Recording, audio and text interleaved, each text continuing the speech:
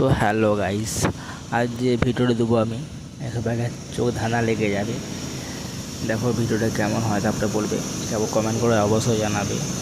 এই যে এত বড় মডেলটা নিয়েছে দেখো, আর দেখো এত বড় মডেলটা, আর মাঝে মাঝে আমি একবার চারিদিকে দেখছি কেউ আমাকে দেখি না, তখন খুব এমন একটা লাগছিলো যে লোক আমাকে দেখছে, আমি ভিডিও বানাচ্ছি মডেলটা নিয়ে যাচ্ছি এইভাবে।